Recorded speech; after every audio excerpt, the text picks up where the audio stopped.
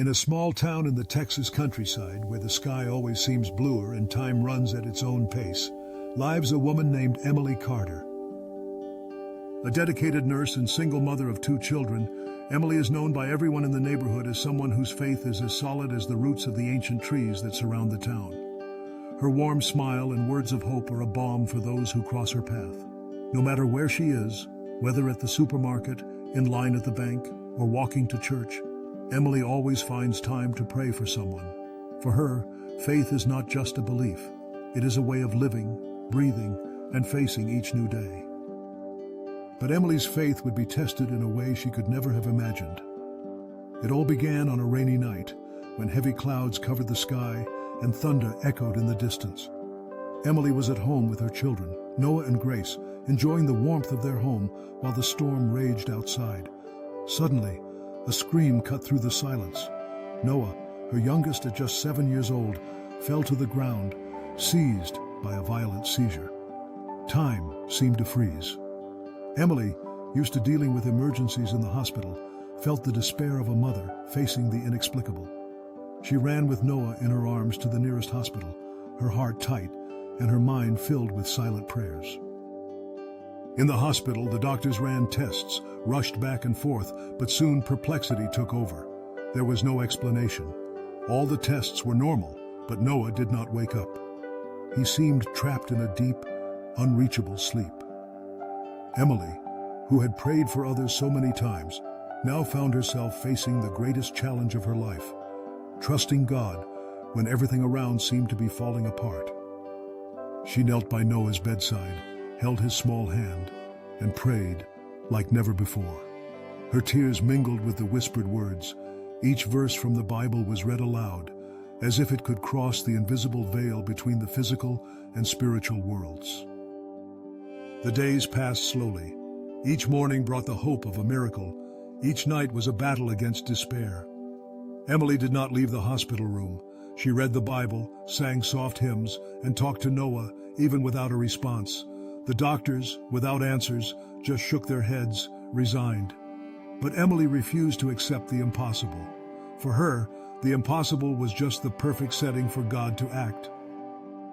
It was then, on the 3rd day, exactly at 3:33 in the morning, that something extraordinary happened. The room was immersed in silence, illuminated only by the soft light of the heart monitor. Suddenly, the lights flickered briefly, and an inexplicable warmth coursed through Emily's body. She opened her eyes and saw Noah sitting on the bed, smiling serenely. "Mommy, Jesus told me that everything is going to be okay," he said, in a calm voice full of certainty. Emily was paralyzed, not knowing whether to cry or laugh. The boy began to describe a place he could never know, golden streets, gardens where flowers sang, a man dressed in white with eyes of an indescribable love. He spoke of peace, of joy, of a hug that seemed to last forever. He said he had been with Jesus and that he came back to tell the world that heaven is real. The news spread quickly throughout the city. Doctors, nurses, neighbors, everyone wanted to hear what Noah had to say. The doctors were astonished. There was no scientific explanation for the recovery, let alone for the details that Noah described. The case soon attracted national attention. Television programs wanted to interview the family. Churches from all over the country sent invitations for Emily and Noah to share their testimony. But Emily felt that God was calling her to something different. Instead of seeking fame or the spotlight, she decided to start a small ministry, sharing weekly stories of faith, prayers, and reflections in simple videos on YouTube. The channel quickly became one of the most watched in the country among Christians. People of all ages and places began to send testimonies, saying that they had rediscovered their faith by watching the video of Noah's miracle. Each view was like a new flame ignited in previously dormant hearts. Emily realized that all the suffering, all the anguish, had not been in vain. God was using her pain to ignite hope in thousands of lives. However, as in every great story of faith, not everyone believed. Critics began to emerge on social media, claiming that it was all just a well-crafted staging. Emily, used to trusting in God even in the face of storms, decided to act transparently. She published all the medical reports, tests, and even an old video from the ICU, showing Noah unconscious and the doctors without answers. It was then that a renowned neurologist from Stanford University reached out. He publicly stated that Noah's case challenged everything science knew about the brain and life. If this is not a miracle, then science is still very far from understanding what life is, he said in a recorded testimony for Emily's channel. The video went viral, surpassing 10 million views in just a few days. People from all over the country, and even from abroad, began to follow the channel, seeking answers, comfort, and hope. Emily never sought fame, but now it was impossible to ignore. God had chosen that simple mother from rural Texas to carry his message to the four corners of the world. From pain, purpose was born. From the miracle, a movement emerged. Today, the channel is much more than a space for testimonies. It has become a true community of faith, where thousands gather weekly to pray, share stories, and strengthen one another.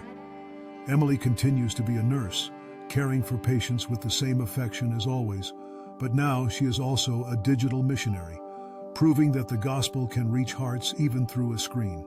She receives daily messages from people sharing miracles, reunions with God, unexpected healings, and life transformations.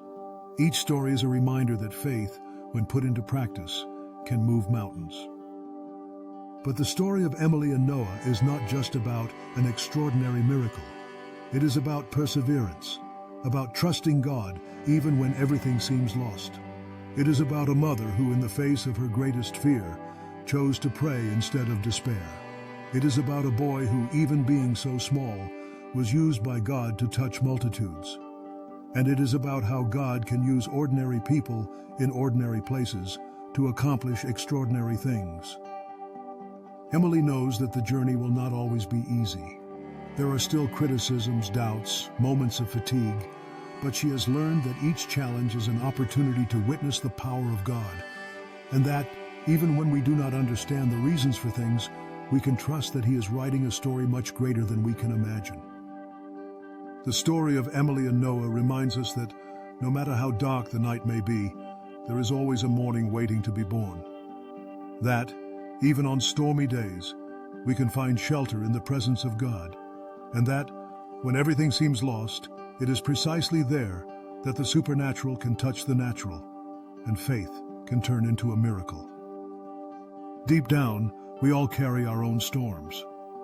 Moments when hope seems distant, when the answers do not come, when suffering makes us question whether God is really listening. But Emily's story is an invitation not to give up, to keep praying, even when the words seem empty, to trust, even when the tests say otherwise, to believe, even when everything around says it is impossible. The channel has become a beacon for thousands of people who, like Emily, need a reminder that they are not alone. Every week, new stories come in. People who have been healed, families restored, lives transformed. Emily reads each message with the same care she prayed by Noah's bedside.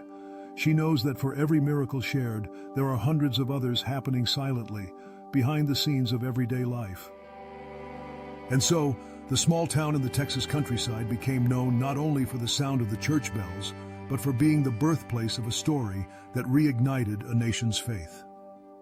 Emily continues her mission, now more convinced than ever that God can use anyone, anywhere, to make a difference in the world.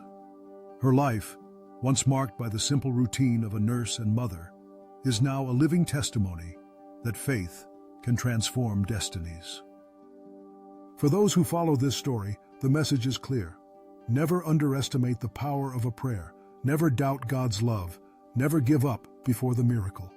Because, just like Emily and Noah, we're all just one prayer away from something extraordinary. And who knows, the next miracle might just happen in your life. And so, the story of a mother, her son, and a miracle continues to inspire people around the world. A story that reminds us that, even when everything seems lost, God is still in control. That, in the silence of hospital rooms, in the tears shed in prayer, on days when hope seems distant, He continues to write stories of redemption, healing, and love. If you are hearing this story today, You may be going through a difficult time. Perhaps your prayers have not yet been answered. Perhaps the pain feels unbearable. But remember, God has not forgotten you. He sees every tear, hears every cry, knows every detail of your life. And just as He did with Emily and Noah, He can turn your pain into purpose, your despair into hope, your impossible into miracle. May this story inspire you to never give up, to keep believing, to keep the flame of faith alive. Because in the end, the true miracle is discovering that, even when everything seems lost, God is still writing new stories of love, hope, and redemption. And who knows, the next great story of faith could be yours.